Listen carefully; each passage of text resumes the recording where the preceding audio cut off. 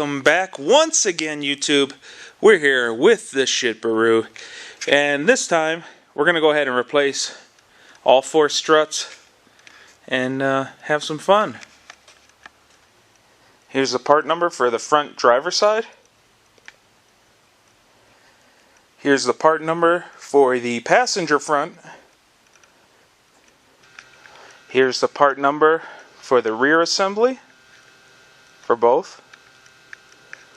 Get a 3/4 inch socket and a breaker bar or a drill, whatever you got. Take off the lug nuts and pull the wheels off.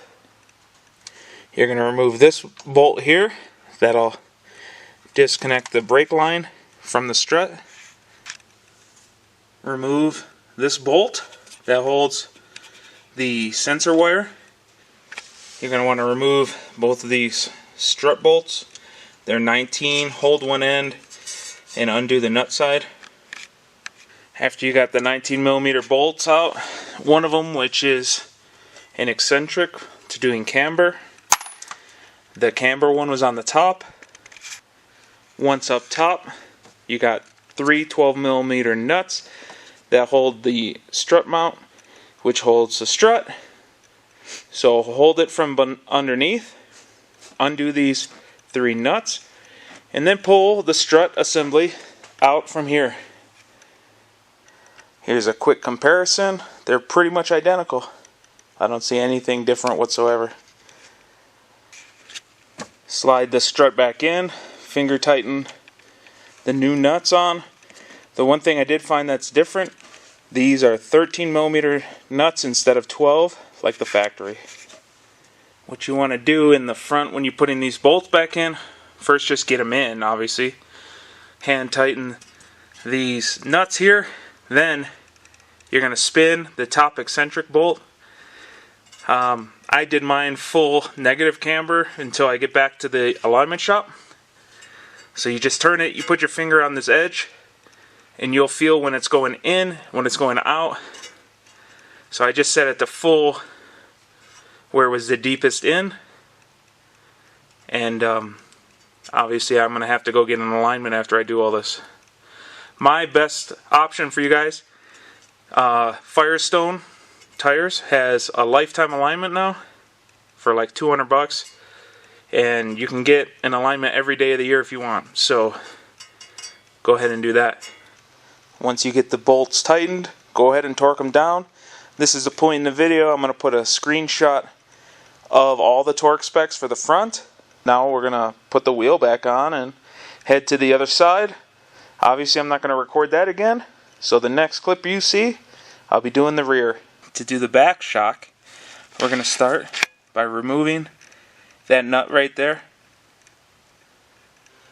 Pull the tray out. Pop this side piece out on both sides.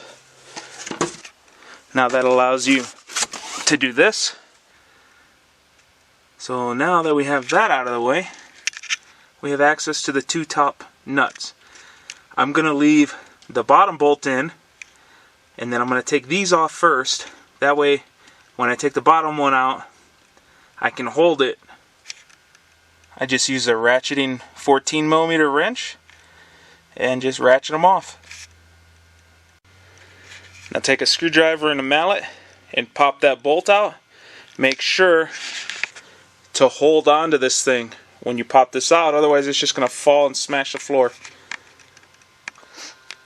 So after doing some research, because I noticed that my new shock strut is what, 1.5 to 2 inches longer, I found out the owner before me put Legacy, even though this is a Legacy Outback, they put Legacy sedan parts, which is why my front's lifted now, and now my back's going to be lifted back to where it should be for an Outback.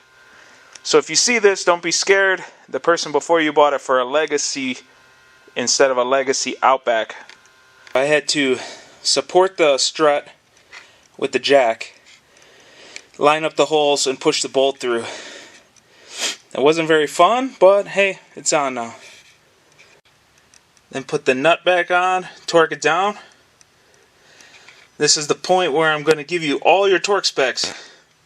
So, look at the screen. Now that the top strut nuts are tightened, let's put all these panels back, starting with that one. Bam! Look at that wheel gap now. Mixed with my Firestone Wild Pack? Yeah, I put all-terrains on it.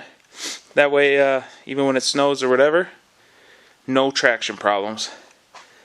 Now it looks pretty beefy. It's higher. I'm sure it's going to settle a little bit since this is all brand new springs, brand new shocks, brand new everything, but they definitely had the wrong stuff on the back. So now it has the correct ground clearance. It's not going to keep hitting the bump stops in the back. I'm happy. Thanks for watching. Till next time, wrench on.